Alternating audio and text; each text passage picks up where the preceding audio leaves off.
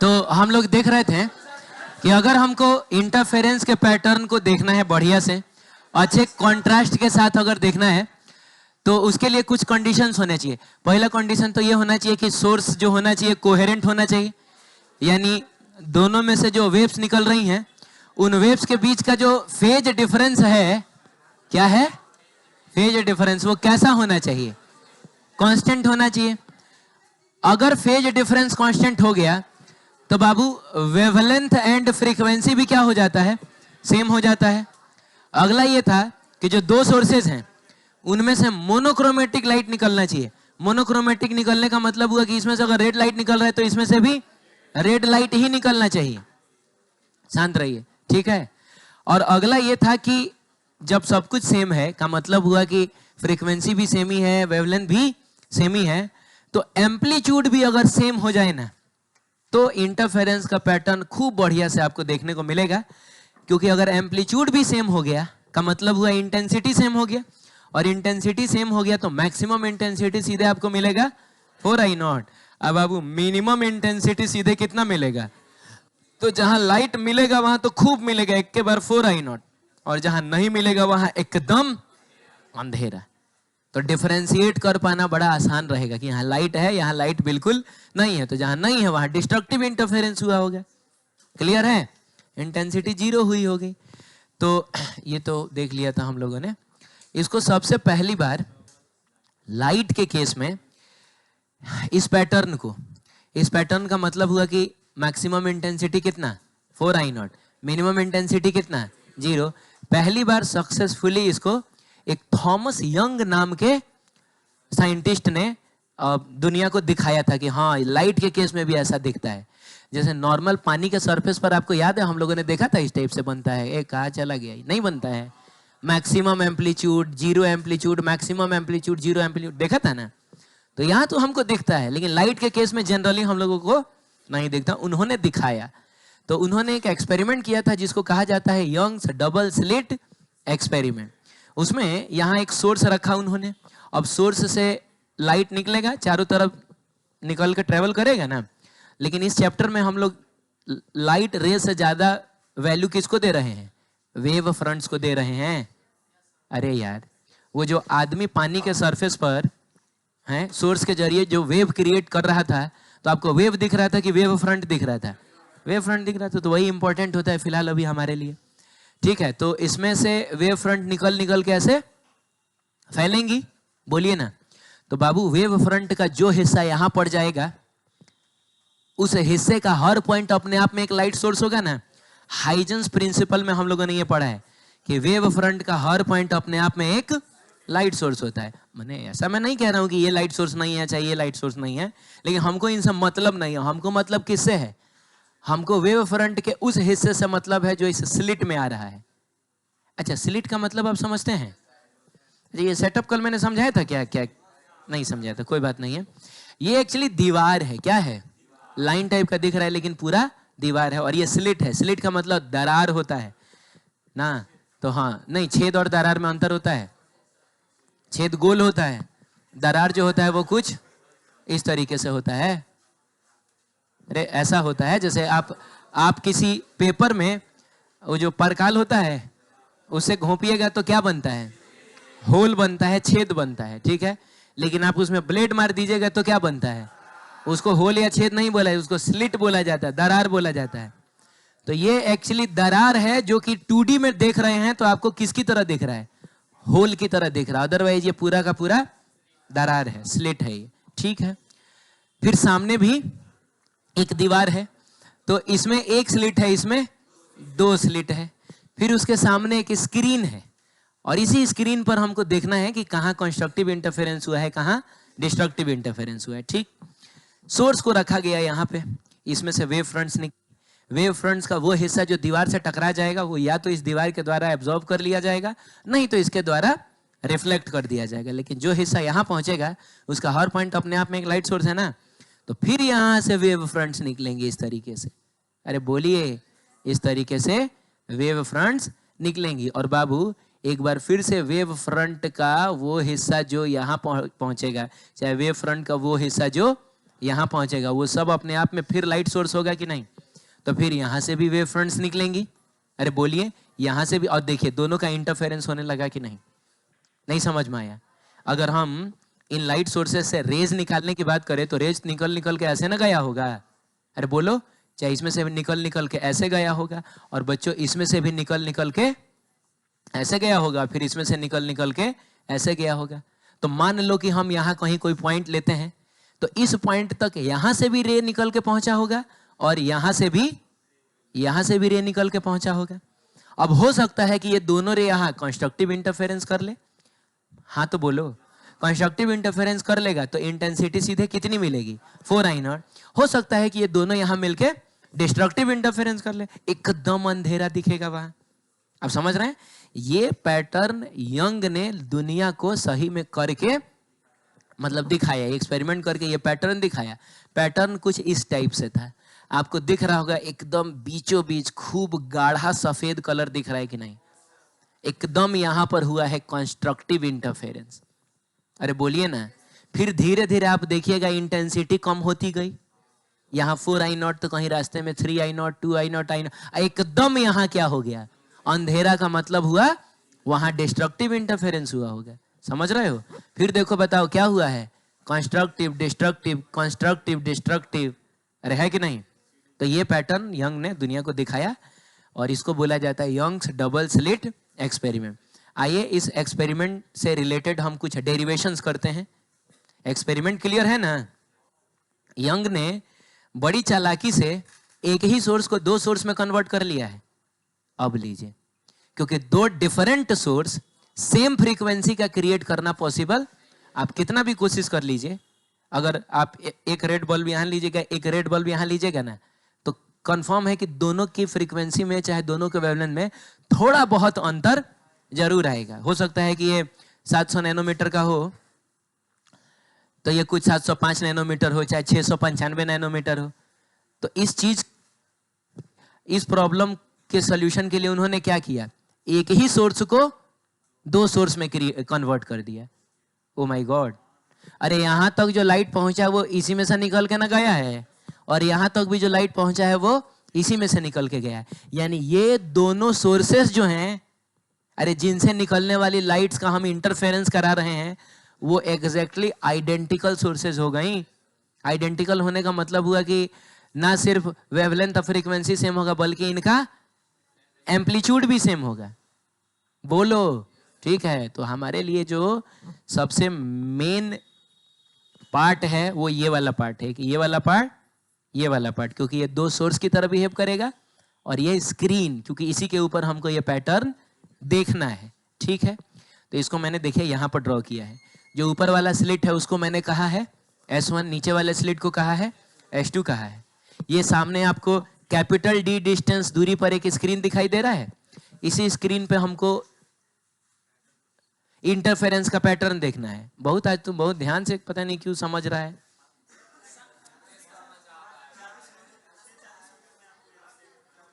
हमको नहीं, वैसे भी हम लोग 6:15 तक रुकने वाले हैं। ठीक है? तो आप ठीक है, ऐसा ही ध्यान से पढ़ते रहना। ठीक है? मैं कह रहा हूं क्या क्या हो गया? हाँ सुनिए ना, ये दो स्लिट हो गया, S1 और क्या, तो हमारे लिए यही दोनों स्लिट दो सोर्सेस की तरह काम करेंगे। तो आप इसको सोर्स नंबर 1, सोर्स नंबर 2 भी कह सकते हैं, स्लिट नंबर 1, स्लिट नंबर 2 भी कह सकते हैं। ठीक है?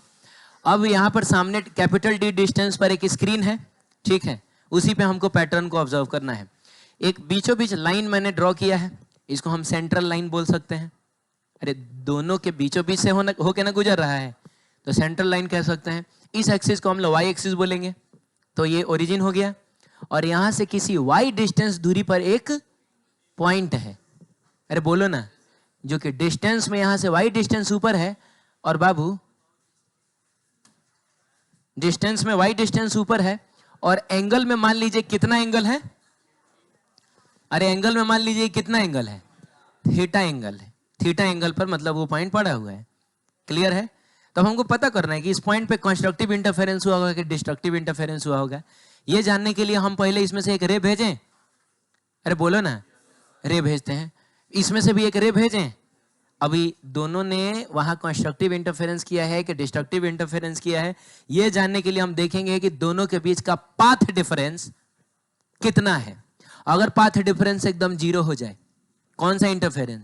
कंस्ट्रक्टिव। पाथ डिफरेंस लैम्डा हो जाए, लैम्डा हो जाए डिस्ट्रक्टिव। अरे खड़े खड़े लैम्डा मिलता है तो डिस्ट्रक्टिव इंटरफेरेंस होता है। लैम्डा भी हो जाए तो क्या? कंस्ट्रक्टिव। 2 लैम्डा पर भी कंस्ट्रक्टिव, 3 लैम्डा, 4 लैम्डा, इन सब पे कंस्ट्रक्टिव। लेकिन अगर दोनों के बीच का पाथ डिफरेंस λ/2 हो जाए तो डिस्ट्रक्टिव, 3 λ/2 हो जाए तो डिस्ट्रक्टिव। ये सब ना हम लोगों ने पढ़ा है। तो हमको ये जानने के लिए कि क्या हुआ है वहां, पाथ डिफरेंस निकालना पड़ेगा। यानी हमको देखना पड़ेगा कि नीचे वाला पाथ जो है ऊपर वाले पाथ से कितना लंबा है। पहले तुमको ये तो समझ में आ रहा है ना कि नीचे वाले को ज्यादा डिस्टेंस ट्रेवल करना पड़ा है, तो इसका पाथ इसके पाथ से ज्यादा होगा, ठीक है। तो वो पाथ डिफरेंस हम कैसे निकालेंगे, उसके लिए सबसे पहले एक बात मुझको बताइए कि क्या ये रे और ये रे दोनों पैरेलल रेज हैं? क्या दोनों पैरेलल रेज हैं? बोलो। अरे तुम कहाँ डूबा हुआ है, कहाँ, क्या सोच रहा है? नहीं नहीं नहीं नहीं, क्या ये रे और ये रे, ये दोनों रे क्या एक दूसरे के पैरेलल है? क्या एकदम नहीं दिख रहा होगा आपको, ये कन्वर्जिंग रेस दिख रही होंगी। लेकिन अगर मैं कहूं कि ये पैरेलल है, प्लीज मेरी बात मान लो, तो तुम मान लोगे? नहीं मानोगे। दिख ही नहीं रहा है पैरेलल तो कहां से मानेंगे? जो नहीं दिख रहा है हम उस पर कैसे भरोसा कर ले, बताइए, है कि नहीं? लेकिन अगर मैं बहुत जबरदस्ती करूं कि ना प्लीज मान लो कि पैरेलल है, अच्छा तभी नहीं मानोगे। रुको, तब मैं कोशिश करता हूं कि मैं तुमको हाँ, मैं तुमको बिलीव दिलाऊं कि ये पैरेलल है। अच्छा हाँ, एक चीज गलती से मुझसे छूट गया, शायद इस वजह से आप पैरेलल नहीं मानना चाह रहे हैं। ये जो दोनों स्लिट्स के बीच का सेपरेशन होता है ना, ये बहुत कम होता है। एकदम समझिए 1 मिलीमीटर, आधा मिलीमीटर ऐसा होता है, नाम मात्र का होता है। मैंने कहने का मतलब है दोनों स्लिट्स के बीच का सेपरेशन, ये जो स्मॉल डी है वो इस कैपिटल डी के रेस्पेक्ट में बहुत बहुत छोटा होता है। समझ रहे हो? हाँ, अब बताओ, अब मान लोगे दोनों रेस पैरेलल है? हाँ, अब शायद मान सकते हो, क्योंकि एक रे बाबू यहाँ है, एक दूसरा रे यहाँ है, हमको यहाँ देखना है। जाहिर सी बात है ये दोनों पैरेलल नहीं है। लेकिन आप इसको थोड़ा ऊपर इमेजिन करिए, तो अभी भी पैरेलल तो हम नहीं ना बोलेंगे। अरे हाँ बोलिए या ना बोलिए ना, जो भी बोलना, नहीं बोलेंगे। लेकिन थोड़ा और ऊपर करें तो अभी भी पैरेलल बोलेंगे क्या? नहीं। लेकिन थोड़ा और ऊपर एकदम ले जाकर समझ लीजिए, जैसे सटा दिए, तब लगभग लगभग ये जो रेज है वो कैसी हो गई। किसी को भी बुला के दिखाओ कि बताओ ये रेज कैसी है, तो क्या बोलेगा? पैरेलल है। तो हम लोग बोलेंगे कि हाँ, हम लोग बोलेंगे कि चूंकि दोनों स्लिट्स के बीच का सेपरेशन बहुत ही कम है, तो लगभग लगभग ये रे और ये रे आपस में पैरेलल है। अब एक और बात बताइए, अगर ये और ये पैरेलल है तो ये तो इन्हीं के ना बीच में आ जा रहा है, तो जाहिर सी बात है ये भी इन दोनों का पैरेलल होगा। सबसे ऊपर वाला नीचे वाला ही अगर पैरेलल है तो उनके बीच में जो है वो भी तो दोनों के पैरेलल होगा। और पैरेलल लाइंस की प्रॉपर्टी ये होती है कि अगर ये हॉरिजॉन्टल से थीटा एंगल बना रहा है तो ये भी हॉरिजॉन्टल से थीटा एंगल बनाएगा। नहीं समझ में आया? ऐसा होगा। अब सुनिए, मैं यहां से इसके ऊपर एक परपेंडिकुलर ड्रॉ कर रहा हूं। बोलो। अब सुनो, दो रेज अगर पैरेलल हैं, बोलो बाबू, और तुमने किसी एक पर परपेंडिकुलर ड्रॉ किया, कंफर्म है कि वो दूसरे पर भी परपेंडिकुलर हो जाएगा। इसका मतलब हुआ कि ना सिर्फ ये 90 डिग्री होगा बल्कि लगभग ये भी 90 डिग्री होगा। आप समझ रहे हैं? अब सुनिए, अगर मान लीजिए हम इसको क्यू बोल दें, इस पॉइंट को क्या बोल दें? क्यू बोल दें। अब ध्यान से सुनिए, आप S1QP ट्रायंगल को ध्यान से देखिए, तो उसमें ये वाला एंगल कितना है? 90 डिग्री। ये वाला भी कितना है? अगर दो एंगल्स सेम हो जाए, आमने सामने की भुजाएं भी सेम होती हैं, आमने सामने के साइड्स भी इक्वल होते हैं, तो हम लोग कह सकते हैं कि S1P कौन बराबर होगा किसके? QP के। नहीं समझ में आया? देखिए, अगर ये एंगल और ये एंगल सेम हो गया, 90 डिग्री हो गया, तो इस 90 डिग्री के सामने वाला ये वाला साइड और 90 डिग्री के सामने वाला ये वाला साइड, दोनों आपस में बराबर होगा। तो आप बताइए ये वाला जो पाथ है वो इससे कितना ज्यादा है? अरे इतना ही ना ज्यादा है, तो यही ना हो गया पाथ डिफरेंस। बोलिए, तो अब हम लोग थोड़ा बढ़िया से इसको लिखना चाहे तो हम लोग ऐसे लिखेंगे कि path difference between these two interfering waves, जिसको हम डिनोट करेंगे कैसे? डेल्टा एक्स से। तो उसके लिए क्या करेंगे? इसके पाथ में से इसके पाथ को घटा देंगे, यानी हम लोग S2P में से S1P को घटा देंगे। अच्छा, S2P जो है वो S2Q आप प्लस क्या QP है माइनस S1P। और अभी अभी हम लोगों ने देखा कि QP और S1P बराबर है। QP और S1P क्या है? बराबर है। तो आपको नहीं लग रहा है कि ये कट जाएगा और अल्टीमेटली आपको डेल्टा एक्स मिल जाएगा कितना? तो S2Q। बस अब हमको ये निकाल लेना है, यही होगा हमारा पाथ डिफरेंस। अब ध्यान से सुनना, ये एंगल अगर थीटा है तो बाबू ये वाला एंगल कितना हो जाएगा? 90 माइनस थीटा होगा ना। तो मैंने लिखा नहीं है तो समझना ये 90 माइनस थीटा है। बताओ ये टोटल एंगल कितना है? जल्दी, ये टोटल एंगल कितना है? ये टोटल एंगल 90 है, जिसमें ये कितना है? जिसमें ये कितना है? 90 माइनस, तो ये कितना होगा? ये तुमको समझ में आया कि एंगल थीटा हो जाएगा। अब आप एक छोटा सा राइट एंगल ट्रायंगल यहां कंसीडर करिए, जो कि ये वाला है। समझ रहे हो कौन सा वाला है? देखो ये वाला है, जिसमें ये वाला एंगल कितना है? थीटा है। ये वाला एंगल अगर थीटा है तो ये भी मैंने आपको कई बार बताया है कि अगर आपके सामने एक ऐसा ट्रायंगल दे दिया जाए जिसमें ये ए हो, ये थीटा हो, थीटा के सामने वाला ए साइन थीटा होता है और थीटा से सटा हुआ ए, ये आपको याद आया? कहा था मैंने, इसको याद रखिए, कई बार यूज होता है। तो आप ध्यान से देखिए और बताइए कि इस राइट एंगल ट्रायंगल में जिसमें ये 90 डिग्री है, हाइपोटेनस कौन है? S1 से लेके S2 तक यही ना हाइपोटेनस है। तो S1 S2 मत बोलिए, आप इसको डायरेक्ट क्या बोलिए? डी हाइपोटेनस है ना। तो थीटा के सामने वाला साइड जो होता है, थीटा के सामने वाला साइड हाइपोटेनस टाइम्स क्या होता है? साइन थीटा होता है। तो ये हो जाएगा बाबू डी साइन थीटा। हो गया। पाथ डिफरेंस हमको मिल गया कितना, जल्दी बताइए? तो डी साइन थीटा। अब सुनिएगा, भले दिखाने के लिए मैंने ये थीटा बहुत ज्यादा दिखा दिया है, बोलिए, लेकिन इतना भी आपको बड़ा पैटर्न नहीं दिखता है। आपको जो पैटर्न दिखेगा इतने ही दूर में दिख जाएगा। इतना ही दूर में आपको 10-12 को मैक्सिमा, 10-12 को मिनिमा दिख जाएगा, उसके बाद आपको नहीं दिखता है। समझ रहे हो? वो हम लोग एक्सपेरिमेंट करके देखेंगे तो मैं आपको मतलब प्रैक्टिकली करके दिखा दूंगा कि ऐसा भी नहीं है कि इतना में दिखता है हमको, इतना समय। अरे क्या हो रहा है यार,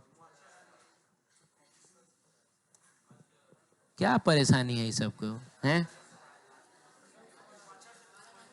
इतना समय दिख जाएगा। तो अगर इतना समय दिख जाएगा तो क्या ये पॉइंट हम इतना ऊपर ले सकते हैं क्या? नहीं, ये पॉइंट हम यहाँ लेंगे चाहे यहाँ लेंगे। तो अगर पॉइंट बहुत नजदीक रहे तो बाबू ये एंगल बहुत छोटा होगा। और अगर एंगल बहुत छोटा होता है, थीटा अगर बहुत छोटा होता है, तो साइन थीटा को हम लगभग क्या लिखते हैं? थीटा लिखते हैं। याद आया? और इवन साइन थीटा को हम लगभग टेन थीटा भी लिखते हैं। तो साइन थीटा को हम लगभग क्या? Tan theta. चलिए साइन थीटा की जगह पर टेन थीटा रखा जाए तो delta x is equal to हो जाएगा डी इंटू कितना? Tan theta. अब आप इस वाले ट्रायंगल को देखिए ध्यान से, इस वाले ट्रायंगल को, ये वाला ट्रायंगल दिख रहा है आपको? ये और ये, इस वाले ट्रायंगल को आप ध्यान से देखिए, ठीक है? ध्यान से देखिए और मुझको बताइए टेन थीटा की वैल्यू कितनी होगी? तो टेन थीटा होता है परपेंडिकुलर बाई बेस। ओए तुम लोग ध्यान दे रहा है? ये पूरे वेव ऑप्टिक्स का समझ लो कि 80% क्वेश्चन किसी भी एग्जाम में इसी से पूछा जाता है। इंपॉर्टेंट चीज है। डेरिवेशन सीधे पूछेगा बिहार बोर्ड कितने नंबर में? 5 नंबर में पूछता है। तो ध्यान से समझना। अब बहुत हल्का चीज है ये, अभी तक क्या बहुत भारी लगा है? नहीं, तो इतना ही हल्का आगे भी लगेगा। ट्रायंगल को देखो ध्यान से और बताओ टेन थीटा क्या होगा?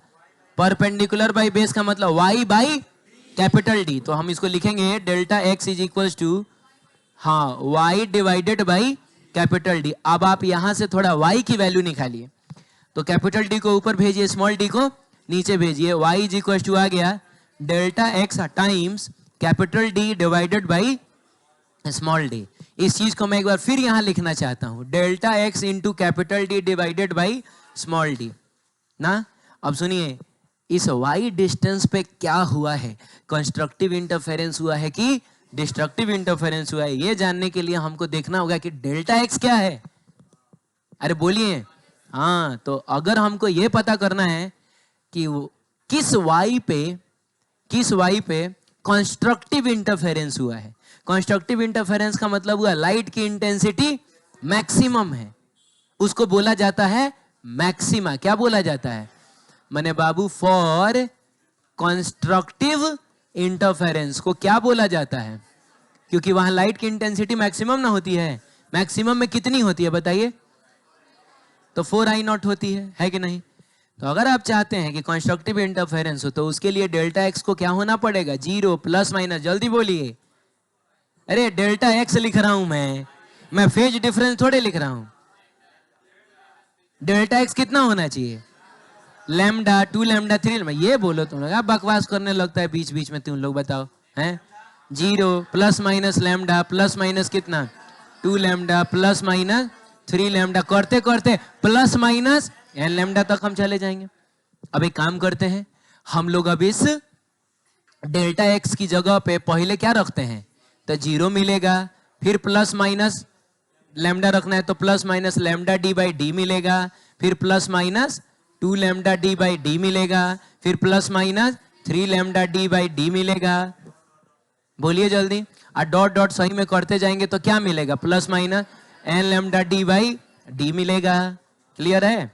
अब सुनो, y इज इक्वल टू 0 पे कहा? y इज इक्वल टू 0 पे आपको क्या मिलेगा? मैक्सिमा मिलेगा। मैक्सिमा का मतलब हुआ वहां इंटेंसिटी सीधे आपको 4I0 मिलेगी। आपको यकीन ना हो तो थोड़ा देखिए यहां पर, एकदम देखिए, एकदम यहाँ यही ना y इज इक्वल टू 0 है। एकदम खूब आपको एकदम व्हाइट दिखाई दे रहा है कि नहीं? अरे बोलिए ना। तो जाहिर सी बात है y बराबर 0 पे हमको मैक्सिमा मिला। फिर अगला मैक्सिमा हमको कहां मिलेगा ये बताइए? अगला मैक्सिमा हमको कहां मिलेगा? Lambda D by D distance ऊपर। चलिए पीछे वाले फोटो को हम लोग इधर बनाते हैं। ये था हमारा स्लिट। क्या था? ये दोनों स्लिट है और यहाँ पे क्या था बताइए? स्क्रीन था। अरे बोलिए ना। और यहीं पे ना सेंट्रल लाइन हमने ड्रॉ किया था। बोलिए, जिसमें हम इसको बोल रहे थे y बराबर क्या? 0 बोल रहे थे। तो y बराबर 0 पे हमको क्या मिलेगा? मैक्सिमा मिलेगा। ये देखिए y बराबर 0 पे क्या मिल रहा है? इसको बाबू बोला जाता है सेंट्रल मैक्सिमा। क्या बोला जाता है? Central maxima. एकदम बीच में बना है, सेंटर पे बना है, क्या बोलेंगे इसको? Central maxima. ठीक है, फिर अगला मैक्सिमा कहां मिलेगा? Lambda D by D distance पे। समझ रहे हो? हाँ, तो मान लीजिए कि तो यहां तो मिल गया हमको, क्या बोलो? मैक्सिमा नहीं मिल गया। फिर अगला सीधे कहां मिलेगा? कहां मिलेगा? तो इस जगह पे मिलेगा। इसको बोल दिया जाए, इसको बोल दिया जाए y बराबर लैम्डा डी बाई, और इसको बोला जाता है फर्स्ट मैक्सिमा। ये है सेंट्रल। अच्छा लिख देता हूं मैं यहां पे। ये क्या है बताइए? Central maxima. और ये हो गया फर्स्ट मैक्सिमा। तो सुनिएगा, ये प्लस माइनस का क्या मतलब है? कि लैम्डा डी बाई डी ऊपर भी जाइए और लैम्डा डी बाई डी नीचे भी जाइए, आप ठीक उतना ही डिस्टेंस नीचे जाइए। मैंने कहने का मतलब ये वाला डिस्टेंस हो गया लैम्डा डी बाई डी। ये कितना हो गया? लैम्डा डी बाई डी हो गया। नहीं समझे? ठीक उतना ही तुम बाबू मेरे नीचे चले जाओ। तो इसको अगर y के टर्म में लिखना होगा तो हम क्या लिखेंगे? y बराबर minus lambda D by D ना लिखेंगे? आप समझ रहे हैं ये क्या हो रहा है? इसको भी बोला जाएगा फर्स्ट ही मैक्सिमा। क्यों? क्योंकि ऊपर जाइएगा तो पहली बार ये मिलेगा, नीचे जाइएगा तो पहली बार ये मिलेगा। इसको ही फर्स्ट ही बोलेंगे, सेकंड नहीं हो गया ये। हाँ, तो ये भी lambda D by D distance आपको नीचे जाना है। अब सुनिएगा, अगला कहाँ मिल रहा है? Oh my God, 2 lambda D by D पे मिल रहा है। 2 लैम्डा डी बाई डी का मतलब हुआ एक बार फिर से ठीक उतना ही ऊपर जाइए। तो अब ना लैम्डा डी बाई डी फिर लैम्डा डी बाई डी मिल के हो जाएगा क्या हो जाएगा बोलिए? तो यहां हो जाएगा y बराबर 2 लैम्डा डी बाई डी हो जाएगा, और इसको बोला जाएगा क्या बताइए? Second maxima. ठीक उतना ही आपको नीचे भी तो जाना है, अरे बोलिए ना, ठीक उतना ही कहाँ जाना है? आपको नीचे भी जाना है, तो यहां भी आपको उतना ही नीचे जाना होगा, lambda D by D distance और नीचे जाना होगा। तो इस जगह को बोला जाएगा y बराबर -2 लैम्डा डी बाई डी, और ये हो जाएगा आपका कौन सा? Second maxima. अब बताइए तो, बताइए अगला कहां मिलेगा? चलो लैम्डा डी बाई डी वाला देख लिए, 2 लैम्डा डी बाई डी वाला देख लिया, अगला कहां मिलेगा? 3 लैम्डा डी बाई डी। तो आप समझ रहे हैं, मतलब जितनी भी मैक्सिमा हम देख रहे हैं वो सब एकदम इक्वी डिस्टेंट है कि नहीं? तो अगला फिर आपको मिलेगा यहां से ठीक उतना ही ऊपर जाने पर, और इस जगह को हम लोग लिख सकते हैं y = 3 lambda D by D. ठीक है, ठीक उतना ही आप इधर नीचे चले जाइए, इसको क्या बोलिएगा? y = -3 लैम्डा डी बाई, और इसको भी हम लोग बोलेंगे क्या बताइए? थर्ड मैक्सिमा, और बाबू इसको भी हम लोग बोलेंगे third maxima. Is it clear? चलिए ठीक है, अब सुनिए, अब सुनिए ये हो गया, इसको बोला जाएगा फर्स्ट मैक्सिमा, इसको बोला जाएगा सेकंड मैक्सिमा, इसको बोला जाएगा थर्ड मैक्सिमा। जाहिर सी बात है ये है हमारा nth मैक्सिमा, जहां n की शुरुआत होगी कहां से? 0 से। 0 1 2 3 4 5 इस तरीके से। क्लियर है? और और अगर आपको सेंट्रल मैक्सिमा चाहिए तो n की जगह पर आप क्या रखिएगा? 0 रखिएगा, तो आपको सेंट्रल मैक्सिमा मिल गया। आपको फर्स्ट मैक्सिमा चाहिए, n की जगह पे क्या रखो? 1 रखो, तो तुमको ये मिल जाएगा। सेकंड मैक्सिमा चाहिए, n की जगह पे 2 रखो, 2 lambda D by D, 3 lambda D by D. अरे क्लियर है? तो nth मैक्सिमा हो गया n lambda D by D. ठीक, आगे बढ़ते हैं, आगे बढ़ते हैं, काफी आगे चलते हैं, यहां आते हैं। बताइए y बराबर हम लोगों ने क्या देखा था? Delta x capital D by small D आया था, अरे यही ना आया था? अब हम बात करेंगे डिस्ट्रक्टिव इंटरफेरेंस की। फॉर क्या बताइए? फॉर डिस्ट्रक्टिव डिस्ट्रक्टिव इंटरफेरेंस को हम लोग बोलेंगे मिनिमा, क्योंकि वहां इंटेंसिटी सबसे मिनिमम होती है, और मिनिमम नहीं होती है वो कितनी होती है? सीधे 0 ही होती है। यहां पर इंटेंसिटी हो जाती है सीधे कितनी?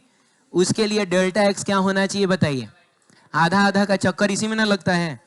तो पहले तो हम लोग बोलेंगे लैम्डा बाई 2, फिर क्या बोलेंगे? 3 लैम्डा बाई 2, अरे 1.5 लैम्डा है, 5 लैम्डा बाई, करते करते हाँ ठीक है 7 9 ऐसा करके आते जाएगा। लेकिन आगे बढ़े अगर हम, तो हम ध्यान से ये देख पा रहे हैं कि ऊपर जो है 1 है, 3 है, 5 है, तो ऑब्वियसली ऑड नंबर है। तो ऑड नंबर है तो ऑड नंबर को 2n + 1 से लिखा जाता है, या फिर 2n - 1 से लिखा जाता है। अगर आप 2n + 1 लिख रहे हैं तो आपको शुरुआत करना होगा 0 से, 2n - 1 लिख रहे हैं तो शुरुआत करना होगा 1 से। यहाँ पर आप बताइए क्या लिखना चाहते हैं, +1 कि -1? मैं जानता हूं कि आपका मन होगा +1 लिखने का, लेकिन मैं कहता हूं कि आप यहाँ पर क्या लिखिएगा? -1 लैम्डा डिवाइडेड बाई 2 रखिएगा। ये माइनस क्यों लिया मैंने, इसकी वजह अभी मैं थोड़ी देर में बता दूंगा, लेकिन उससे पहले हम लोग इस डेल्टा एक्स की जगह पे जल्दी से इन सारी वैल्यूज को पुट करें। तो बताइए y = डेल्टा एक्स की जगह पर डालो ना इसको, तो ± लैम्डा डी बाई 2d ना, plus minus lambda by 2 D by D लिखा हुआ है। ठीक है, अगला बताओ, +3 lambda by 2 D by D हो जाएगा। अरे हाँ तो बोलो, फिर +5 लैम्डा डी बाई ऐसा 2d, करते करते +2n - 1 lambda D divided by कितना? 2d आएगा। बोलो बोलो, अब ये सब मिनिमा है। तो मैं अगर आपसे पूछूं कि पहला मिनिमा आपको कहां मिला है? y = lambda D by D के आधे पर मिला है। अरे ये आधा लैम्डा बाई डी लिखा हुआ है रे, है तेरे की, ये क्या लिखा हुआ है? तुम क्या ऐसा टेढ़ा बैठा हुआ है?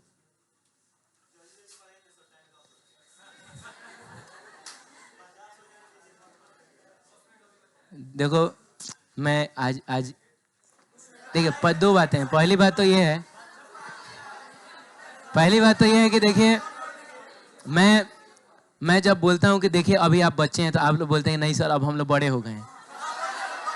क्या बात कर रहे हो, बड़े हो गए हो तुम लोग, तो बड़े हो गए हो तो अब चिल्ड्रंस डे तुम लोग मनाओगे। एक तो यार मेरे कंधे में इतना दर्द है, रुको ना बता रहा हूँ मैं। तुम आओ आके इधर बैठो, ओए लड़का तुम आओ इधर इधर आके बैठो। जब इतना जगह है उधर लटका हुआ है, ठीक है। हाँ तो सुनिएगा, लैम्डा डी बाई डी का आधा है ये, शांत रहो। तो ये तुमको कहाँ मिलेगा, तो ये है y बराबर 0 और ये है लैम्डा डी बाई डी, तो उसका आधा कहाँ मिलेगा, तो आधा यही ना है, तो यही पे मिलेगा मिनिमा। क्या मिलेगा, मिनिमा मिलेगा। तो मिनिमा को कौन सा कलर, इस कलर से दिखाते हैं ना, ब्लैक भी आपको दिखेगा, दिखाई नहीं दे रहा है, देखो ना अंधेरा है, ठीक है। तो ये चुप रहो, नहीं दिख रहा है तो मानो कि यहाँ अंधेरा है। अरे तो जब नहीं दिख रहा है तो क्या है, अंधेरा है। इसे सोचने वाली बात ही नहीं है, हमको कुछ दिखाई नहीं दे रहा है तो क्या दिख रहा है, अंधेरा दिख रहा है। तो बाबू ये जो जगह होगी, ये जो जगह जो लैम्डा डी बाई डी के आधे डिस्टेंस पर ना है, अरे लैम्डा डी बाई डी का आधा डिस्टेंस यही ना, ये पूरा लैम्डा डी बाई डी है तो यही ना होगा आधा लैम्डा डी बाई डी। तो यहां पर जो आपको मिल रहा है आधा लैम्डा डी बाई डी लिखा हुआ है, यानी लैम्डा डी बाई, यहां पे हमको मिलेगा सीधे फर्स्ट मिनिमा। मिनिमा के केस में कोई सेंट्रल मिनिमा नहीं होता है, सेंटर पे कब्जा किसका है,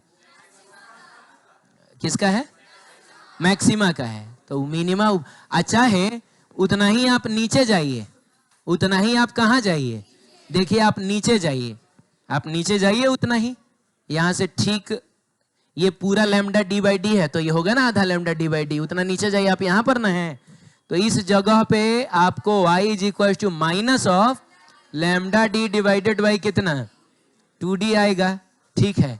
इसको भी बोला जाएगा क्या, फर्स्ट मिनिमा। नहीं समझ में आया, फर्स्ट मिनिमा। अब क्या है, अब अगला मिनिमा कहाँ मिलेगा, 1.5 लैम्डा डी बाई डी पे, एकदम शांत रहिए, कहाँ मिलेगा 1.5 लैम्डा डी बाई डी। आइए ढूंढते हैं कि 1.5 लैम्डा डी बाई डी कहाँ है।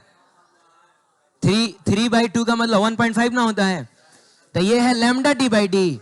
आई है बाबू total 2 lambda D by D, ओए तो ये है लैम्डा डी बाई डी है 2 लैम्डा, तो इसी के बीच में ना यहाँ 1.5 लैम्डा डी बाई डी आएगा। तो इसका मतलब हुआ कि इतना दिमाग लगाने की जरूरत है ही नहीं, दो मैक्सिमा के जस्ट बीच में मिनिमा आएगा, दो मैक्सिमा के जस्ट बीच में मिनिमा आएगा, तो यहाँ आएगा मिनिमा अपना। फिर ऐसे ही नीचे जाएंगे तो यहाँ मिनिमा नहीं आएगा, ए बोलो ना, फिर यहाँ पर मिनिमा नहीं आएगा, फिर यहाँ पर मिनिमा नहीं आएगा। अब इन मिनिमा को अगर हम नाम देना चाहें, अगर हम इनको नाम देना चाहें तो ये तो था फर्स्ट मिनिमा, ये जो कि y is equal to 3 lambda D by 2d, ये 1.5 लैम्डा डी बाई डी लिखा हुआ है, 1.5 लैम्डा डी बाई डी लिखा हुआ है, ये कुछ और नहीं, यही तो है सेकंड मिनिमा। ठीक वैसे ही आप यहां आइए तो माइनस में 1 लैम्डा डी बाई डी और माइनस में 2 लैम्डा डी बाई डी का जस्ट बीचों बीच में माइनस में 1.5 लैम्डा डी बाई डी आएगा। क्या बात है, बहुत बढ़िया।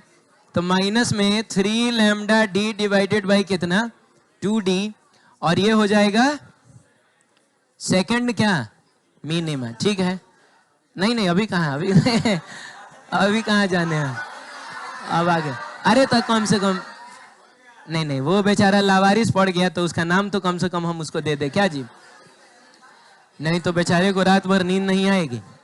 मैं कह रहा था कि बताइए इसका, शांत रहिए, इसका क्या नाम होगा बताइए, पहले पोजीशन बताइए, -5 लैम्डा डी, बाप रे बाप, तो क्या बात है तुम लोग, आज कुछ ज्यादा ही। तो ये हो जाएगा, ओ माय गॉड, माइनस नहीं ना होगा, प्लस होगा, ऊपर गए तो प्लस ही ना होगा, ठीक है। ये है हमारा थर्ड मीनिंग, ठीक है। नीचे हम लोग आ गए। अरे पागल, भागता है नहीं, अच्छा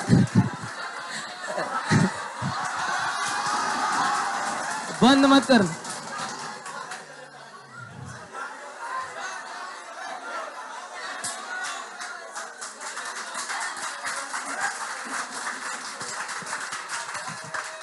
पहले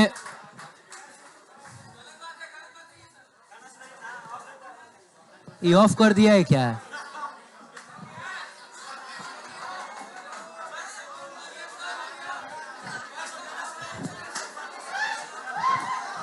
शांत रहो।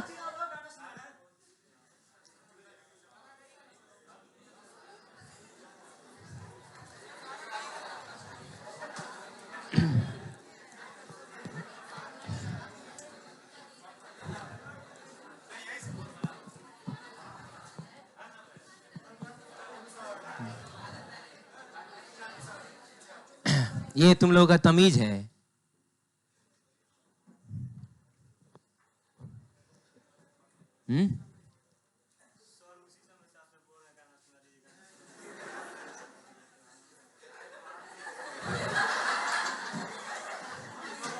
अब देखो, आज दिन ऐसा है,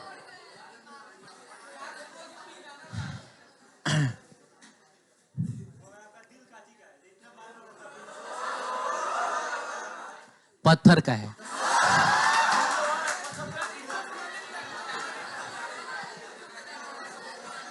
मैं अभी टॉपिक खत्म नहीं हुआ है, हैं?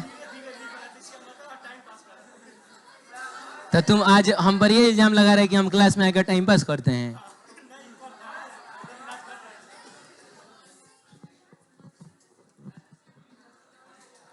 अभी ठीक है, तुम बैठो ना अभी।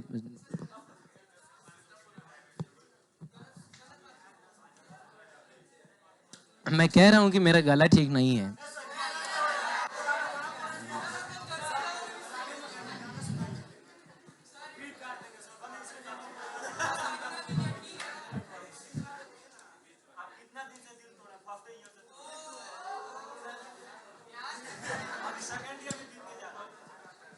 देख रहे हो?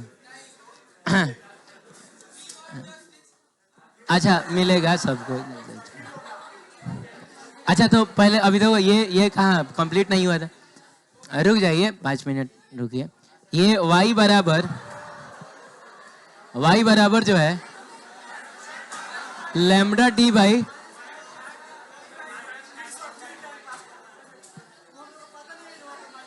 हाँ माइनस होगा तो आगे क्या होगा?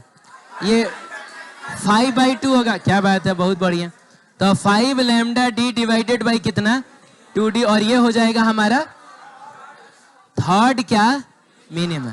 तो मिला जुला के देखा जाए तो ये इसको बोला जाएगा फर्स्ट मिनिमा, इसको बोला जाएगा सेकंड मिनिमा, और इसको बोला जाएगा थर्ड मिनिमा। समझ रहे हो? थर्ड मिनिमा बोला जाएगा। तो ये क्या हो जाएगा? ये हो जाएगा nth मिनिमा। ठीक है, nth मिनिमा। अब सुनिए, यहां पर हम लोगों ने ये 2n + 1 क्यों नहीं लिया था? क्यों हम लोगों ने 2n - 1 लिया था? है कि नहीं? क्योंकि बाबू यहां पर सेंट्रल मिनिमा नाम की कोई चीज नहीं होती है। यहां पर शुरुआत सीधे कहां से होती है? 1 से। तो हम तो ऐसा ही फॉर्मूला ना चाहेंगे कि अगर हमको फर्स्ट मिनिमा निकालना हो तो हम n की जगह पे क्या डाल दें? हम 1 डाल दें। और अगर आप n की जगह 1 डाल दीजिएगा तो आप बताइए आपको क्या मिलेगा? अरे 1 डालो ना, तो लैम्डा डी बाई 2d, यानी कि ये नहीं मिल जाएगा। तो n की जगह 1 डालने से आपको फर्स्ट मिनिमा मिल रहा है। n की जगह आप 2 डाल के देखिए। आप 2 डालिए, माने n की शुरुआत आपको कहां से करनी है? 1 2 3 यहां से करनी है। ठीक है, तो यहाँ आप यहाँ पर 2 डालिएगा तो क्या होगा बताइए?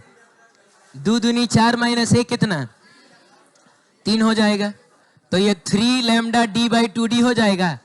आपको अगर थर्ड मिनिमा चाहिए तो n की जगह क्या डालिएगा? आप 3 डालिएगा, आपको वो मिल जाएगा। अगर हम लोग यहाँ पर देखो जी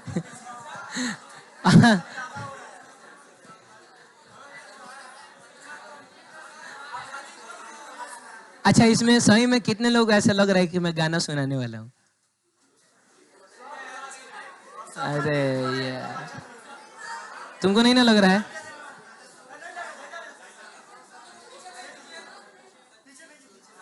ठीक है, ठीक है, कोई बात नहीं है। तो अच्छी बात है, उम्मीद पे दुनिया कायम है। ये अच्छा, पहले टॉपिक तो खत्म हो जाने दीजिए।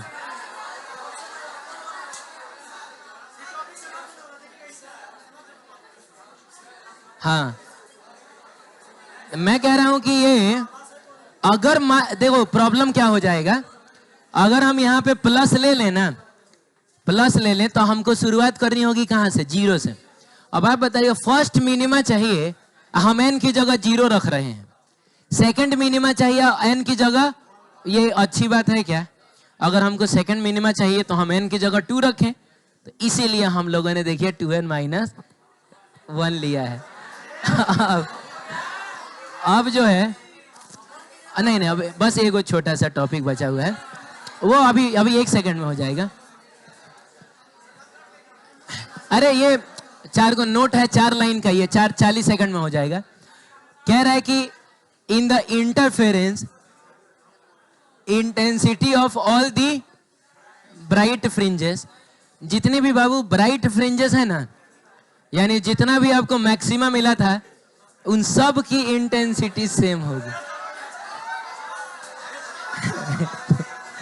जाकर बैठो पहले, देखो मेरा दिमाग मत खराब करो तुम।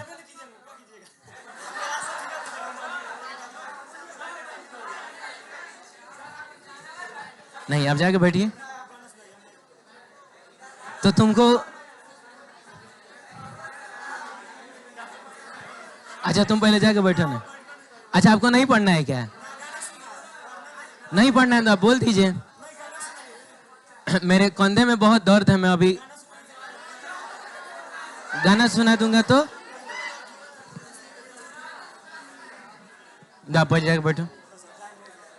अरे बैठो ना, अभी हम लोग 15 मिनट ना रुकता। अभी कहाँ टाइम है? देखो ओरिजिनल टाइम है, अभी 5 मिनट समय है। हाँ, तो जाके बैठो। जितना भी अरे तो जल्दी जल्दी देख लेंगे तब ना, उसके बाद। एक काम करोगे, थोड़ा सा वो गेटवा खोल दोगे?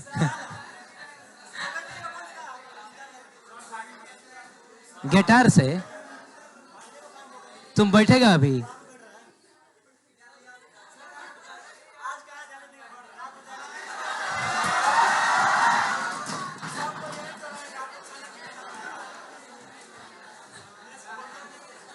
जितने, हाँ, जितनी भी सुनिए सुनिए, जितनी भी ब्राइट फ्रिंजेस हैं, शांत रहिए। ये जो हमने पैटर्न देखा ना, ये जो पैटर्न देखा, तो आपको ये ब्राइट डार्क ये सब जो दिख रहा है ना, इसको फ्रिंज बोला जाता है। क्या बोलते हैं? तो ये है ब्राइट फ्रिंज, ये है dark fringe. Bright fringe, dark fringe, bright fringe, dark fringe. तो जितनी भी ब्राइट फ्रिंजेस है ना, उन सब की जो इंटेंसिटी होगी वो सेम होगी। और कितनी होगी? 4I0, क्योंकि हर जगह कंस्ट्रक्टिव इंटरफेरेंस हुआ है। जितने भी डार्क फ्रिंजेस होंगे, उन सब की इंटेंसिटी कितनी होगी? 0 होंगी, और उनको हम मिनिमा भी कहते हैं। तुम लोग यार